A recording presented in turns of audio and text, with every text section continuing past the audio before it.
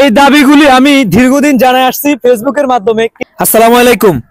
ভোলা বরিশাল সেতু, medical college সহ 5 দফা দাবিতে আমার এই 11 জন ভাই পায়ে হেঁটে লং মার্চ ঘোষণা করেছে চরপেশন থেকে ঢাকা সেতু ভবন পর্যন্ত।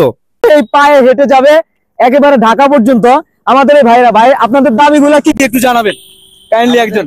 আমাদের দাবি হচ্ছে ভোলা বরিশাল সেতু, এটা হচ্ছে আমাদের সর্বপ্রথম দাবি, প্রাণের দাবি। তারপরে ভোলা একটি সরকারি মেডিকেল কলেজ, ভোলা একটি পাবলিক বিশ্ববিদ্যালয়, যেহেতু আমাদের ভোলা চারপাশে নদী, তো একটি স্থায়ী বেড়িবাঁধ যেটা হচ্ছে আমাদের ভোলাকে রক্ষা করার জন্য। আর সব থেকে বেশি জরুরি যেটা যে আমাদের ভোলার গ্যাস আমাদের ভোলা ব্যবহার করে ভোলা একটি মানে শিল্প উন্নয়ন করার জন্য আর কি, যেটা বলা হয়, যাতে আমাদের ভোলার যারা বেকার যুবক আছে যাতে তাদের বিভিন্ন কাজে কর্মস্থল বাড়ে, এই আর কি আমাদের দাবি। তো সেই দাবি আদায়ের লক্ষ্যে আমরা এই দাবিগুলি আমি দীর্ঘদিন জানাই আসছি ফেসবুকের মাধ্যমে, কিন্তু আজকে এই ব্যতিক্রম ভাবে আমার ভাইরা লং মার্চ ঘোষণা করছে চরপেশন টাওয়ার থেকে পায়ে হেঁটে। এই যে দাবির সাথে আমরা কিন্তু সকল ভোলাবাসী থাকার কথা ছিল, কিন্তু আমরা আশা করি এই দাবিগুলোর সাথে আমরা সকলে একাত্মতা ঘোষণা করব। এই ভাইরা আসতে এখন কুঞ্জরহাট পর্যন্ত আসা পৌঁছেছে। কবে রওনা দিছি আমরা গতকালকে চরপেশন টাওয়ারের নিচ থেকে রওনা দিয়েছি, কালকে লালমোহন পর্যন্ত এসে পৌঁছেছি। আজকে আমরা আশা করি কুঞ্জরহাট এখন অবস্থান করছি, আমরা বাংলা বাজার পর্যন্ত যেতে পারবো।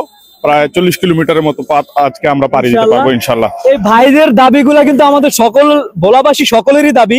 তো আশা করি এই দাবির সাথে সকলে একাত্মতা পোষণ করবেন এবং এই ভাইদের থাকা খাওয়া সকল যাতে কোনো ধরনের সমস্যা এবং ক্ষতিগ্রস্ত না হয়, চলার পথে যাতে কোনো সমস্যা না হয়, সকলে সহযোগিতা করবেন এবং ভাইদের পাশে থাকবেন। থাকা খাওয়ার যাতে কোনো সমস্যা না হয় এই বিষয়টা একটু খেয়াল রাখবেন। যারা ভোলায় আছেন, এখন কুঞ্জরহাট আছে, সামনে কিন্তু বোরহানুদ্দিন যে ভাইরা আছেন, যারা আমার ভিডিওগুলো দেখেন, আশা করি ভাইদের পাশে থাকবেন এবং ভোলা যারা সদরে আছেন তারা একটু ভাইদের পাশে থাকবেন।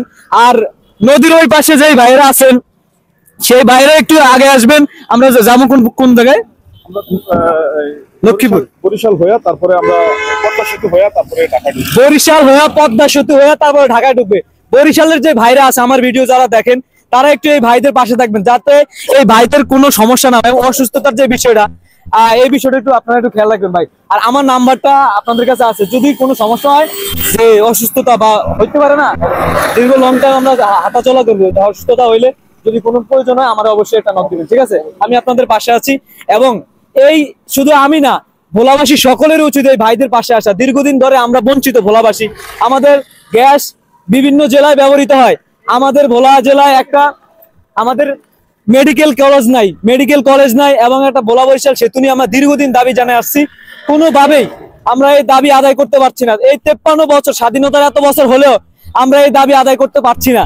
এটা হচ্ছে আমরা একেবারে বঞ্চিত বলতে, বাংলাদেশের যতগুলা জেলা আছে সবচেয়ে বেশি বঞ্চিত হলো আমরা ভোলাবাসী, সবচেয়ে বেশি বঞ্চিত। এবং 24-এর সবচেয়ে বেশি শহীদ হয়েছে আমাদের ভোলা জেলায়। শুধু 24-এ না, এই ভোলা জেলার অনেক কৃতিত্ব, এই পুরো ভোলা জেলা প্রাকৃতিক সম্পদে ভরা। আমরা দেশকে গ্যাস দেই, ইলিশ দেই, এত কিছু দেওয়ার পরেও আমাদের এই ভোলা জেলাতে একটা কলকারখানা নাই, চিকিৎসা সেবা নাই। আমাদের জেলার যে বেকার যুবকেরা আছে, পড়াশোনা করে, মাস্টার্স পাস করে, ইন্টার পাস করে বিভিন্ন জেলায় যায় চাকরির জন্য লাঞ্ছিত হয়, বঞ্চিত হয়, কিন্তু বাধ্য হয়ে পরে দেশে এসে তারা হয়তো জেলে পেশা বেছে নেয়, আর না হয় রিক্সার ড্রাইভারি করে, আর অটো রিক্সা চালাতে বাধ্য হয়।